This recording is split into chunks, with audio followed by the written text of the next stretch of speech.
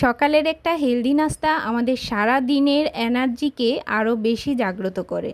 তেমনি বাচ্চাদের টিফিনেও যদি এরকম একটা হেলদি নাস্তা দেওয়া যায় তাহলে কিন্তু তারা সারাদিন ছুটোছুটি করতে অনেক এনার্জি পায়। Hello everyone, welcome to Madhab cooking world. আলুকে না ভাজতে হবে না সিদ্ধ করতে হবে, শুধুমাত্র কাঁচা আলু দিয়েই আর আটা দিয়ে আজকের এই নাস্তাটি ঝটপট অল্প সময়ে তৈরি করে দিতে পারবেন। ছোট বড় সবাই ভীষণ মজা করে খাবে। ঝটপট আর হেলদি এই নাস্তাটি চলুন এক নজরে দেখে নিই। প্রথমেই একটা মিক্সিং বলে নিয়ে নিচ্ছি দুটো মিডিয়াম সাইজের আলুগুলোকে এরকম ছোট করে টুকরো করে নিয়েছি। এরকম ছোট করে টুকরো করে নিলে এগুলো পেস্ট করতে খুব সুবিধা হবে। হ্যাঁ, পেস্ট করার জন্যই আমি এখানে নিয়ে নিচ্ছি। প্রথমে আমি এখানে 1.5 কাপ পরিমাণে আলু নিয়ে নিচ্ছি। 2টা আলুতে 1.5 কাপ পরিমাণ আলু হয়েছে। এবার এর সাথে দিয়ে দিচ্ছি 1/2 কাপ পরিমাণে গুঁড়া দুধ। এখানে চাইলে আপনি লিকুইড দুধটাও ব্যবহার করতে পারবেন। তো আমি দুধের সাথে জল মিক্স করব, তাই এখানে গুঁড়া দুধটা দিয়েছি। আর 2 টেবিল চামচ দিয়ে দিচ্ছি রান্নার রেগুলার তেল। আমরা যেই তেলটা দিয়ে রান্না করি সেটা দিলেই হবে। এবার 1 কাপ পরিমাণে দিয়ে দিচ্ছি জল। যেহেতু পেস্ট করার জন্য জলটা দিলে খুব ভালোভাবে পেস্ট করা যাবে, সেজন্য অবশ্যই জলটা অ্যাড করে দিবেন। এবার এই সবগুলো উপকরণ খুব ভালোভাবে ব্লেন্ডারে ব্লেন্ড করে নিব। আর ব্লেন্ড করে নেওয়ার পর দেখতে পাচ্ছেন যে একদম স্মুথ হয়নি, এরকম একটু থাকবে। যেহেতু কাঁচা আলুটাকে ব্লেন্ড করেছি সেজন্য পুরো স্মুথ হবে না, এরকমই থাকবে। ব্লেন্ডারের জারটা ধুয়ে জল অ্যাড করে দিয়েছি, পরবর্তীতে আটা অ্যাড করার ফলে যাতে আর জল প্রয়োজন না হয় সেজন্য। তো আমি এর সাথে কিছুটা ধনেপাতা কুচি দিয়ে দিলাম, 1 টেবিল চামচ লবণ আর 1/2 চামচের থেকে কম লাল মরিচের গুঁড়ো, 1 টেবিল চামচ চিনি দিয়ে দিলাম। স্বাদের ব্যালেন্সটা খুব ভালো আসে। আর 2টার মতো ডিম দিয়ে দিচ্ছি। এখানে ডিম আপনি চাইলে বাড়িয়েও দিতে পারবেন, তবে আমার মনে হয় এই মিশ্রণের জন্য 2টা ডিমই পারফেক্ট। তো এবার আমি ডিমটা ভালোভাবে ব্লেন্ড হয়ে যাওয়া পর্যন্ত বিট করে নিচ্ছি। এবার এর সাথে 2 কাপ পরিমাণ দিয়ে দিচ্ছি আটা। এখানে চাইলে আপনি ময়দাও ব্যবহার করতে পারেন।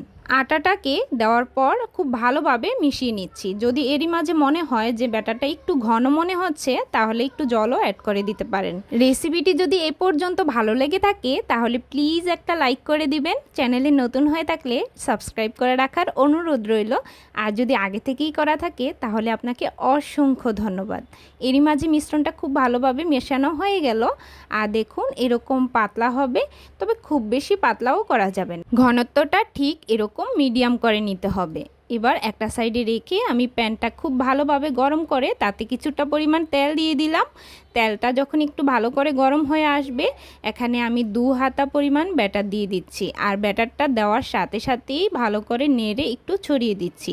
নাস্তাগুলোকে খুব বেশি বড় করব না, ঠিক এরকম মিডিয়াম সাইজ করেই করে নিচ্ছি। একটা সাইড যখন একটু শুকিয়ে আসবে তখন আমি অপর সাইডটা পাল্টে দিয়ে একটু চেপে চেপে কালার আনা পর্যন্ত ভেজে নিচ্ছি। কারণ একটা সাইড একটু লাল লাল করে চেপে চেপে ভেজে উপর সাইডে আমি কিছু চিজ দিয়ে দিব। চিজ সাধারণত খাবারের টেস্ট বাড়াতে সাহায্য করে, তবে হাতের কাছে যদি চিজ না থাকে সেক্ষেত্রে না দিলেও চলবে। চিজ দিলেই যে এই নাস্তাটি খেতে ভীষণ মজার হবে এমন কিন্তু না। চিজ না দিলেও এই নাস্তাটি খেতে ভীষণ মজার হয়। তো আমি আগে থেকেই গ্রেট করে নেওয়া চিজ উপর দিয়ে দিচ্ছি। এবার উপর দিয়ে দেওয়ার পর একটা সাইড থেকে এনে ভাঁজ দিয়ে দিব যাতে চিজের সাথে খুব ভালোভাবে নাস্তাটা লেগে থাকে। তো এইভাবেই চেপে চেপে দুটো সাইড আর একটু কালার করে ভেজে নিব। আমার এই চিজের রেসিপিটা চ্যানেলে কিন্তু দেওয়া আছে একদম A to Z টিপস সহকারে, চাইলে কিন্তু সেখান থেকে দেখে নিতে পারেন। তবে চ্যানেলে কিন্তু আরও মজার মজার রেসিপি দেওয়া আছে, সেখানে চাইলেই ঘুরে আসতে পারেন।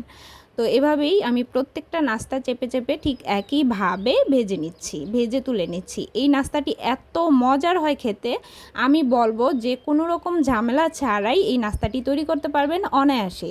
তো এখন দেখা মাত্রই আর অপেক্ষা করবেন না, বানিয়ে কিন্তু সবাইকে খাওয়াতে পারেন। ভীষণ মজার, আর সবাই কিন্তু খেয়ে প্রশংসা করতে বাধ্য হবে।